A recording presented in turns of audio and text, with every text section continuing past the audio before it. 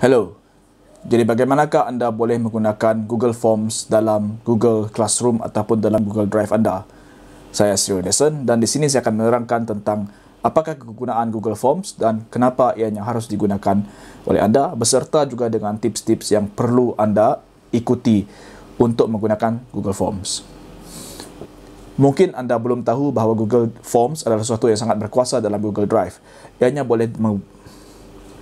boleh digunakan untuk membuat 3 perkara, iaitu assignment ataupun quiz. Ianya boleh digunakan untuk membuat presentation dan ianya boleh digunakan untuk mengumpul data seperti borang-borang yang ada ataupun borang-borang biasa. Jadi kegunaan Google Forms ini sebenarnya sangat kuat dan sangat meluas sehingga ianya sangat bagus dipraktikkan dalam pengajaran di rumah, terutama sekali apabila kita mengalami musim PDP ini.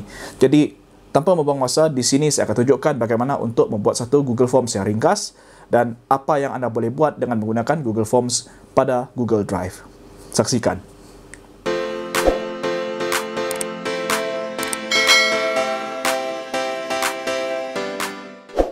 Jadi cara untuk membuka sebuah Google Forms adalah pergi kepada Google Drive anda.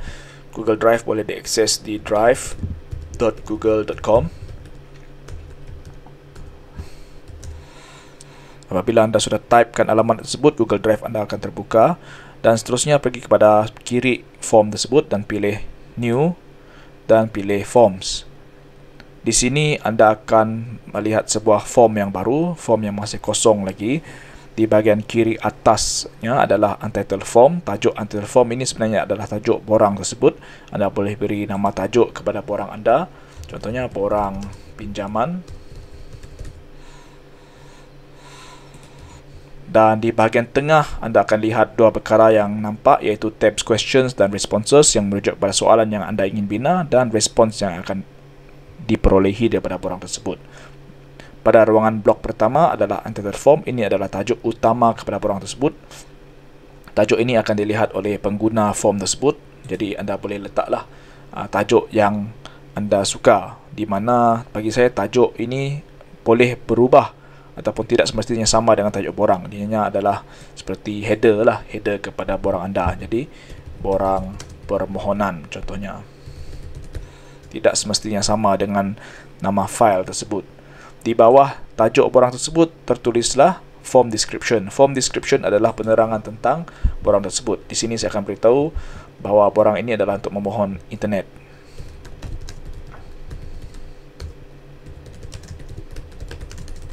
Contohnya. Okey. Selepas selesai melaksanakan ini, bahagian bawah ataupun blok yang kedua yang anda lihat di sini adalah Untitled Questions. Ini adalah soalan pertama yang telah dibuat oleh Google, yang mana jawapannya sudah disediakan oleh Google yang boleh diedit. Okey, jadi untuk edit anda klikkan pada kotak tersebut, pada blok tersebut dan letaklah soalan anda. Biasanya soalan pertama adalah nama anda.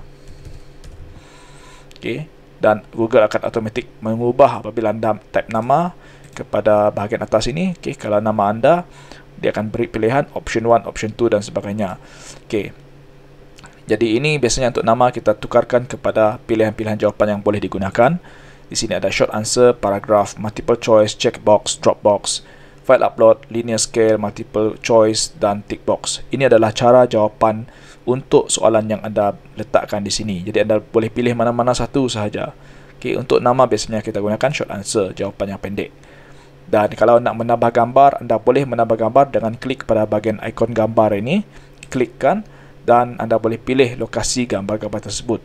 Sama ada nak daripada hard drive anda upload, ataupun kalau saya suka gunakan Google Image Search. Saya buat carian. Okey. Dan terpampanglah muka ataupun gambar-gambar yang saya nak masukkan. Jadi saya tekan insert untuk masukkan gambar. Okay, jadi soalan ini akan mempunyai satu gambar. Okay. Gambar ini boleh dijadikan gambar yang berkaitan dengan soalan ataupun boleh dijadikan gambar hiasan. Itu pilihan anda. Kemudian apabila sudah siap soalan pertama, anda mempunyai pilihan sama ada untuk meletakkan soalan ini sebagai perlu dijawab atau tidak. Okay, kalau anda pilih perlu dijawab, bukakan tag required ini supaya jawapan ini tidak akan dibiarkan kosong. Jika anda tak kisah dia kosong atau tidak, letakkan ataupun padamkan required itu. Jikalau anda ingin menambah description ataupun penerangan tentang soalan ini, pergi kepada 3 butang di bahagian kanan selepas required dan klikkan dan lihat description dan response validation. Description ini bermaksud penerangan kepada soalan ini, di mana anda boleh memberi penjelasan tentang apa yang soalan ini kendaki. Contohnya, nama anda. Sila terangkan nama anda. Kemudian, anda boleh, selain daripada description, ada response validation. Response validation ini bermaksud jawapan jenis apa yang boleh diterima oleh soalan ini. Contohnya untuk nama. Nama biasanya tidak mempunyai sebarang perkataan. Jadi anda boleh pilih. Jawapan ini seharusnya teks sahaja. Tidak boleh mempunyai apa-apa nombor. Dan pilih teks mesti mengandungi teks. Jadi tandakan sebagai required. Jadi jawapan nanti yang diberikan seharusnya mengandungi teks sahaja, tidak boleh mengandungi apa-apa benda lain.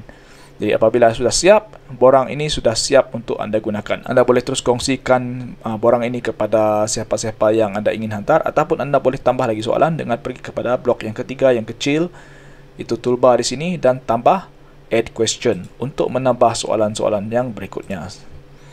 Jumlah soalan yang anda ingin tambah adalah tiada had, jadi sesuka hati anda lah ingin menambah. Jadi ini adalah cara untuk membina sebuah borang kosong.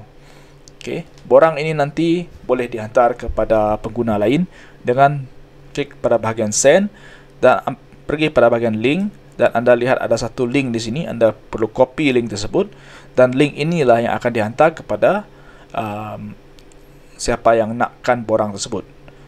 Kalau nak lihat bagaimana rupa borang tersebut, saya sudah kopikan link dan saya paste balik, dan anda lihat borang itu sudah disediakan. Jadi apabila orang sudah habis isi, dia cuma perlu tekan submit, dan jawapan yang dia berikan nanti akan masuk ke dalam bahagian responses ini untuk dilihat dan dianalisis oleh kita yang membuat borang ini. Saya harap tips yang saya berikan akan membantu cikgu. Jika ada komen ataupun jika ada cadangan untuk tutorial yang perlu saya buat, jangan malu, jangan segan, berikan kepada saya dalam Facebook saya ataupun dalam ruangan komen, dan saya harap tips saya ini membantu anda. Selamat mencuba.